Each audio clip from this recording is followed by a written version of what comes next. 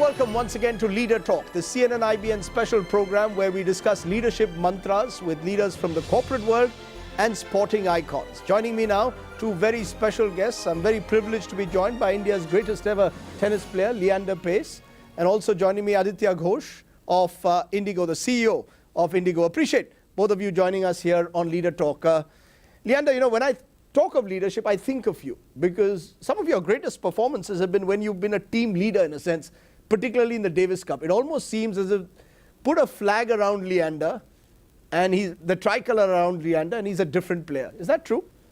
Yes, it is. I think I take a lot more pride when I play for the country, when I play for the flag, and when I play for our people. I think it comes from my parents. Both were athletes in their own right. Dad got a bronze medal in field hockey in Munich. And growing up on the dining table as a kid with my two elder sisters and myself, the conversation was about being a leader. The conversation was about nurturing your dream, even when the obstacles were great. In a sense, Leander is at one level in an individualistic sport. As CEO of Indigo, you can't, beyond a point, say it's about Aditya Ghosh. And you've been quiet. You're not a flamboyant kind of leader. And you've got a large team that looks up to you in a way. So how do you then lead a large team and ensure that each individual in that team feels empowered? Leadership actually has very little to do with the individual. It is this amazing team that helps me do what I'm doing. You know, I am what I am because of the context I'm in, because of the team that I get to work with every day. You know, there are 8,000 people out there who are putting in, their very best that they can be at everything they do every day. For me, I always say it's one of the best jobs in the world because I get to work with this absolutely inspirational team. Now you say inspirational team, but how do you get that air hostess, the flight engineer, the attendant, the person who wakes up, let's say for an early morning shift, to work with that same zest, same enthusiasm? You know, when very, very important customers of Indigo, including the two people who are sitting here. I fly Indigo all the time. When you folks come in to a check-in counter or come in and experience Indigo, the senior-most person at Indigo that you will ever meet is either a check-in agent, a lead flight attendant, or maybe the pilot when he's wishing you goodbye. That's right. And that person has to deliver that Indigo experience as if I was on the flight. And why it happens is we have this thing in Indigo that our blood is blue. It's Indigo blue because we all feel the passion that it's our thing. Everyone owns it. I, as the leader of the team, genuinely have to believe in my heart that all those 8,000 people are equally important leaders at Indigo. If I don't believe that, and it is just some glib that I'm giving somebody, somewhere it will show up. So you believe that? I truly believe that. You believe that an airline at the end of the day is only as good as each and every one of those 8,000 employees? Absolutely, absolutely. We carry 65,000 customers a day, 22 million customers a year. 65,000 times a day, we've got to deliver a consistent customer service, irrespective of whether it is Agartala or Mumbai. That can only happen when 8,000 people, their hearts are beating Indigo. Okay, so he's got Indigo blue in his heart.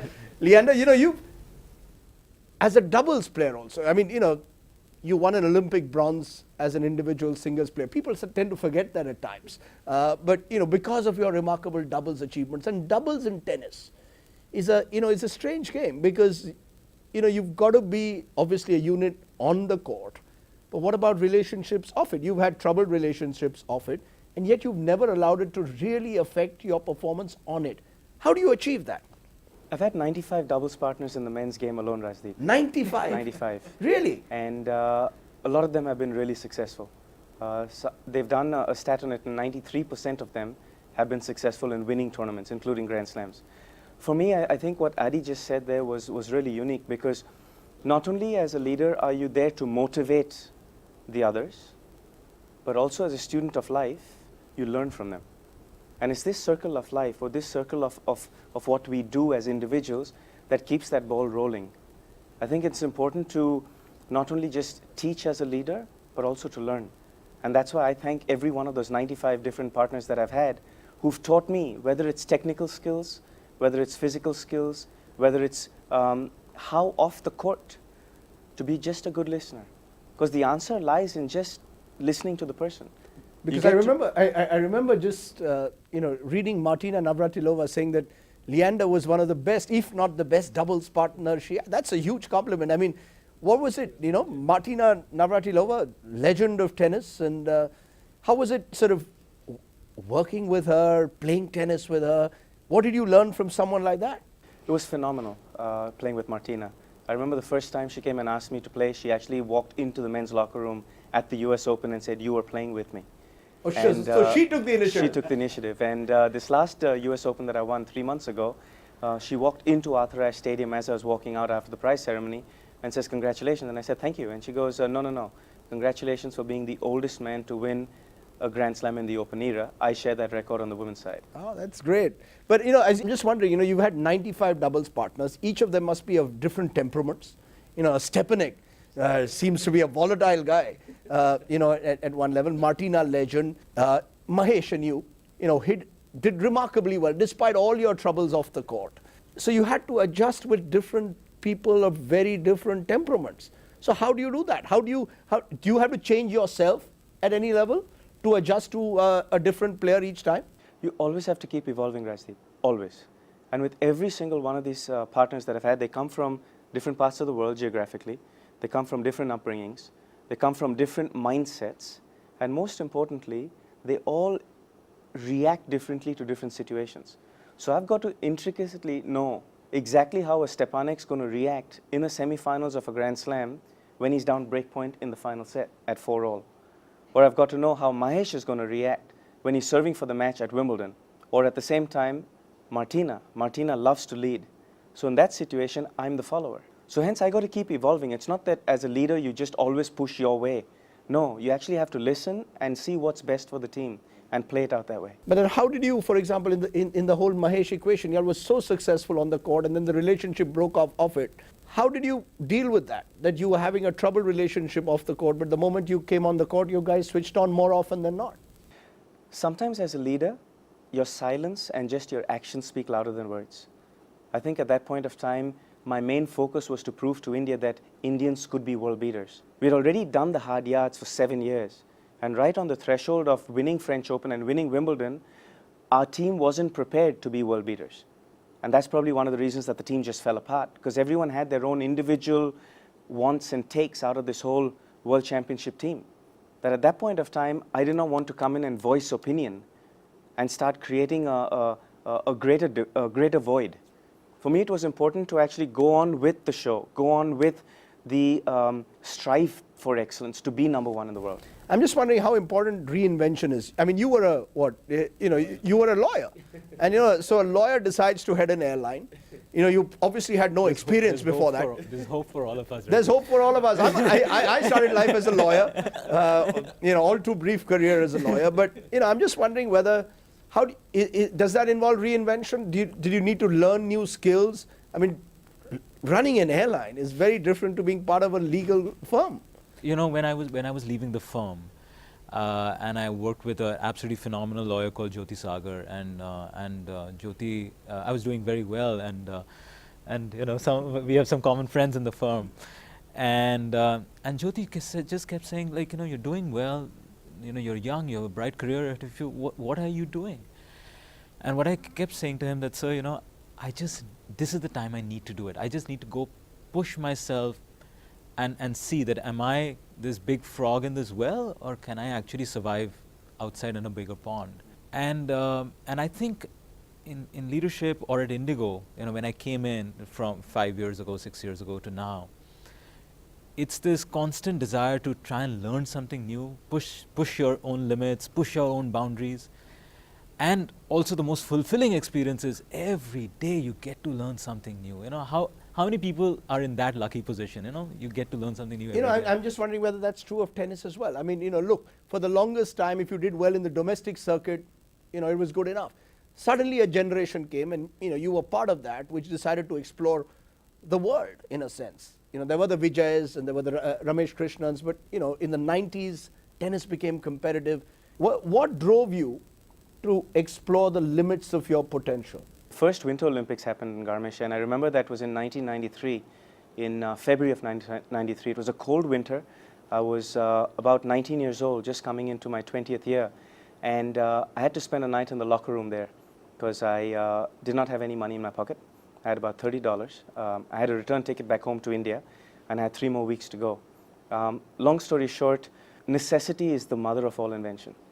And when you've already put in 10 years of hard work and a whole family supported my dream over that time, over a whole decade, I realized that sleeping in that locker room that day made me a man, made me realize how much that passion and desire burned inside of me. Let's take a break. Fascinating leader talk. Back in a moment with plenty more.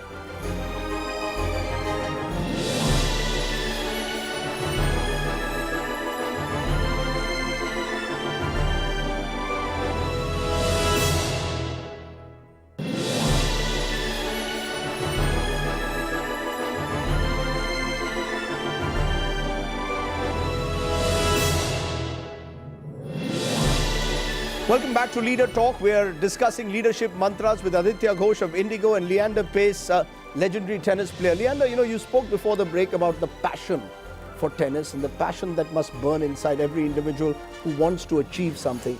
You're in your 40s and the passion still burns. You still seem like an 18-year-old. I mean, how do you then, year after year, sustain the energy levels? Your energy levels, where do they come from? Is it the Goan genes somewhere that sustain those high energy levels? I think it's the bleeding blue, isn't it? That's Indigo's prerogative. Whether it's the indigo blue or the Indian blue, yeah, right? but what is it that sustains you? At the age of 40, you've got no more. I mean, what are the mountains you still want to climb? At the beginning of every season, I set 4 challenges. And I believe that we can have 4 peaks every year as human beings. And that's a biological study that's been done. One of my main goals was to be the oldest Grand Slam winner in the Open era. And having achieved that 3 months ago, I want to see how much further I can push the bar. The reason I want to push the bar further is I believe that modern medicine, modern training methods, modern diet is going to give the next kid who's probably already 20 now a better opportunity than I've got to actually catch up. No tennis player on the planet has played 6 Olympics. Now going for my 7th Olympics is a big target because that would be the most Olympics any Indian or Asian has played. So that's something that pushes me as well. So there are targets. Is that important in the corporate world to set very specific targets? And do you set quarterly targets? Do you set yearly targets? Is it about market share? Or is it about, just building a better airline every year? Yes, there are these typical targets, the numbers and etc. But what I have realized in my own experience is the targets are actually more internal, inside your head. And I'll tell you a story that I haven't shared very much. About 6 years back, about 6 odd months before I took this current role of coming and running Indigo, I was in a training program. I was sent in a typical leadership training program, and I was up in the hills in Colorado Springs. I had a very interesting batch of disparate people from different countries, 12 of us. And one of the things I was talking about was, one day I'd like to do something in business. I was still a lawyer at that time, that I'd like to kind of get involved in business somehow. Not CEO or anything, but just get involved. So, these guys got tired of hearing me say this for 5 days. And then finally one day over lunch, one of these guys said, you know what, Aditya, if you want to really do it, what's stopping you? And then I said, I don't have an MBA, I've never been to business school, and all of that, and I don't have any training in business. And he's like, have you ever gone and asked your shareholders whether that's a problem? I said, no. He said, do you realize you're not climbing a mountain that's in your own head? And it's something that I talk to my teams all the time. Our mountains are in our own heads. We ourselves don't know what we can achieve. And there is something that I often talk about, that there is a difference between the best of efforts, which is, depending on how you wake up every morning and how tired or fit you feel, you make an effort. And the best of your ability, which is a constant thing. And only few people, like Leander, are in that fortunate position that one day they realize what is their true ability. And for us, I think the target should be, as human beings, to realize what might be our true potential, our true ability. And you'll get to do it only once in a while in life. But the pursuit of it is getting to that true ability. It's often said that the real challenge in life is not once you're on the summit, but it's that journey to the summit. Is that what has been always joyful for you? You've gone through personal tragedy in terms of you've had troubles with your health, and you've overcome each and every one of them to come up stronger each time. You know, celebrating the friends that I have, celebrating humanity, celebrating people like yourself, Rajdeep, who pioneered with news and pioneered with going out there and creating a platform and a vehicle to reach out to the masses. To celebrate Adi and what he's done, you know, from a law firm to go in and become a business entrepreneur.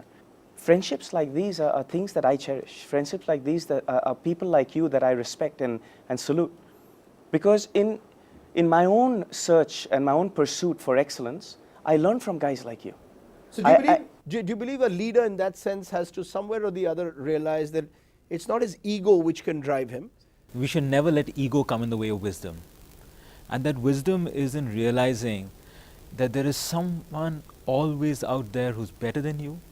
There are people around me all the time that you can learn from, whether it is the cab driver, whether it is the security guard, whether it is a pilot, whether it is an engineer. It is something, you know, it's this amazing thirst for knowledge and thirst for learning something new. I mean, and that's why we are human beings. We have curiosity, and if we can let that curiosity really, you know, grow, we push our limits. You know, that's Leander is doing his 7th Olympics. Wow, it's crazy. When you think of it, it's crazy. I was fortunate enough to see him in '96 win that bronze. But Leander, if I looked ahead, if there's one thing that you'd like to cherish, which you believe for you has been your finest moment as a tennis player, as a person, what would that be? You know, I think there are several different moments like that, Rajdeep, where I've actually fallen, and the greatest joy was to stand up, dust myself off, and keep going. People talk about the number of Grand Slams I've won, people talk about the trophies, people talk about the history books, but for me in particular, it's that strive to just keep getting better, to keep reinventing, to keep living my dream as an athlete, as an entertainer, as a son of the soil, as a son to my father, and as a father to Ayana. Just to be the best I can be every day. Aditya, achievement, is there something that has given you what's given you the greatest sense of satisfaction in all these years? Again, I guess a whole bunch of things, but what makes me the happiest is to look around and see how many young people, young Indians, in Indigo, at least, you know, the world that I know quite well, are being able to achieve so much beyond what was possible, or what I even thought was possible, let alone when I took this role, but at least 20 years ago when I was in school, you know. So it's one of the most fulfilling experiences. And both of you are living that dream, one in the air, the other on tennis courts, but it's been wonderful talking to you on Leader Talk. Thank you both very much, Leander and Aditya. Thank you very much.